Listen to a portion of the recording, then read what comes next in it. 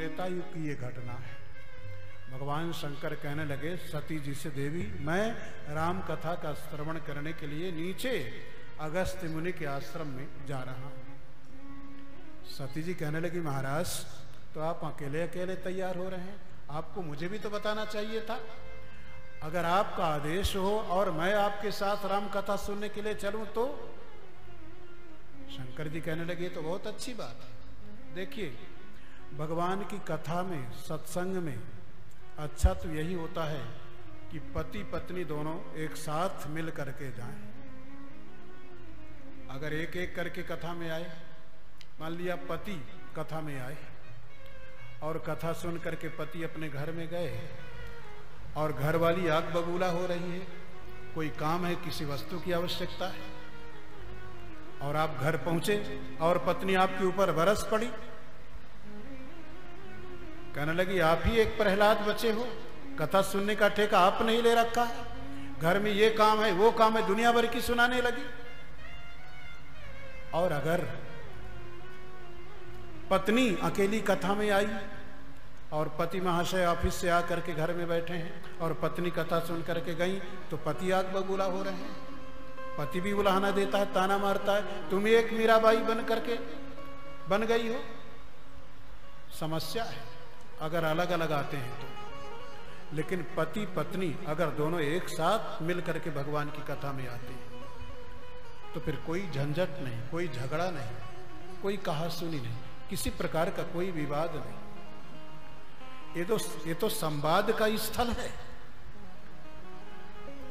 दो संत आपस में, दो भक्त आपस में एकत्र होते हैं तो संवाद करते हैं।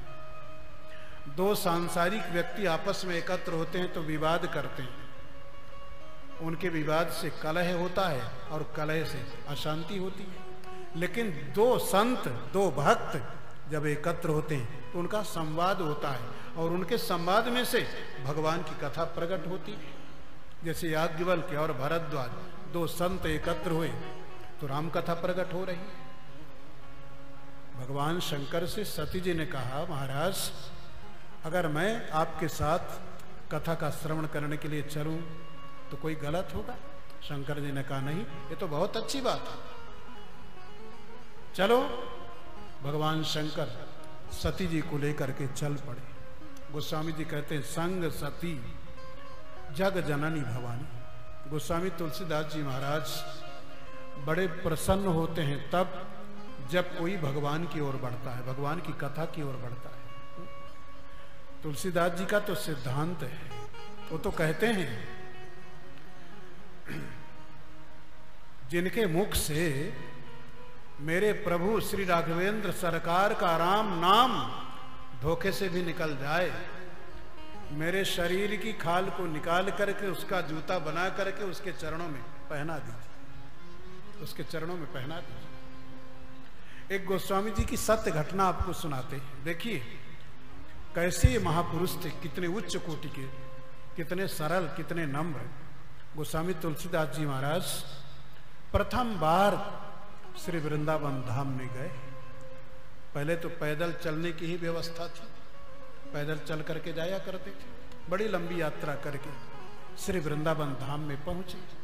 एक आश्रम में गए, बहुत थके हुए थे, वृक्ष के नीचे बैठ गए। वृंदावन में उस समय एक बड़े उच्च कोटि के संत रहते थे, संत नाभादास जी महाराज।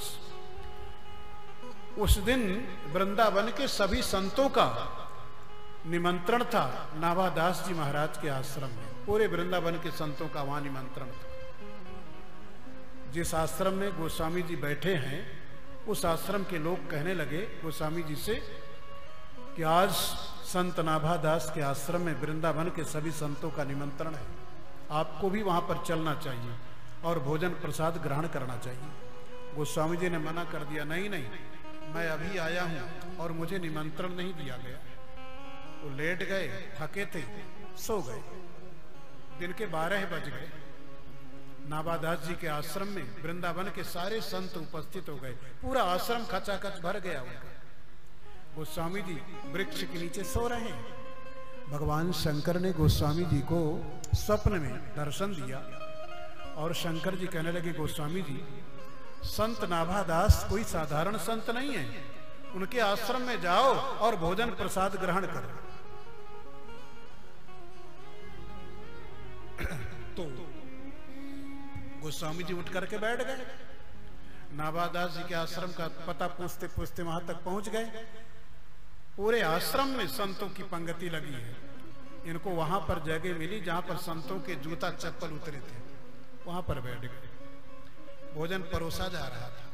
एक संत खीर परोसते हुए आ रहे थे।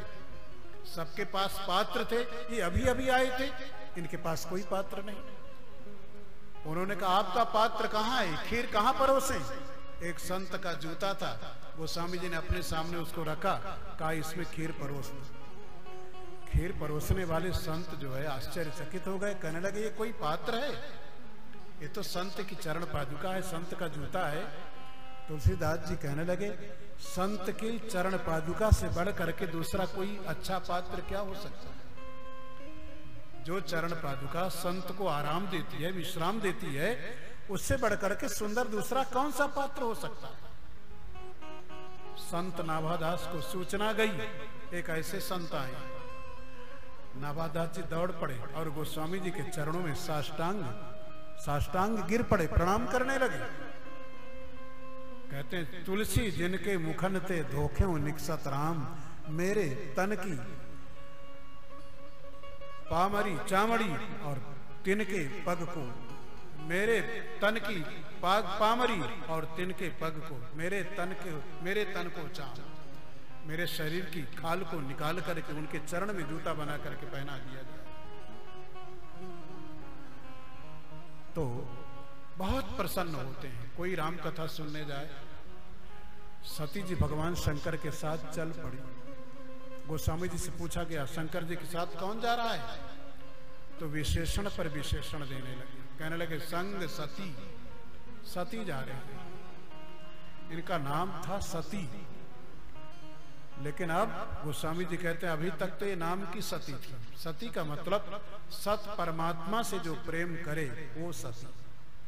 अभी तक तो इनका सती नाम था, लेकिन अब सत जो परमात्मा है उनकी कथा का श्रवण करने के लिए चल पड़ी है, चल पड़ी, इसलिए इनका नाम सार्थक हो गया। हम आप सबसे निवेदन करें, भगवान की कथा के सुनने का क्या फल है इसका वर्णन करना ये वाणी का विषय नहीं।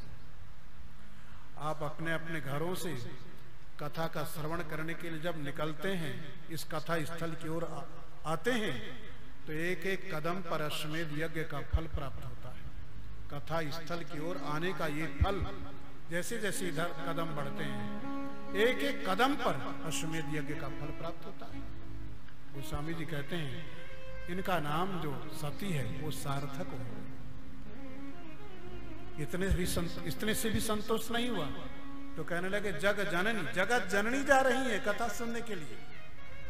संपूर्ण संसार की ये जननी है, माँ है, और माँ कथा सुनेगी तो बेटे तभी तो कथा सुनेंगे।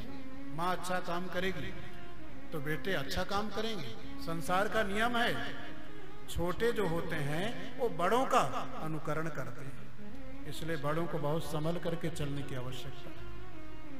ये जगत जननी कथा सुनने जा रहे हैं, ये भवानी है, भगवान शिव की अर्धांगिनी।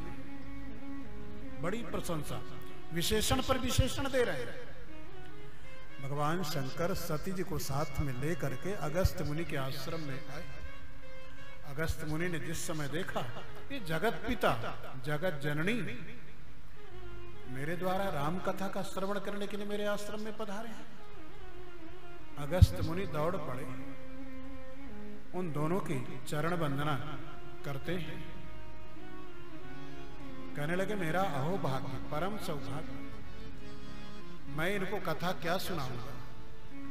ये तो जगत जननी जगत पिता हैं, लेकिन जैसे माता पिता अपने छोटे से बच्चे की तोतली वाणी को सुन करके कितने प्रसन्न होते हैं, कितने आनंदित होते हैं, उसी प्रकार ये जगत पिता जगत जननी मेरी टूटी फूटी वाणी से राम कथा का आनंद लेने के लिए पधारे। अगस्त मुनि ने भगवान शंकर और सती को ऊंचे आसन पर बिठाया।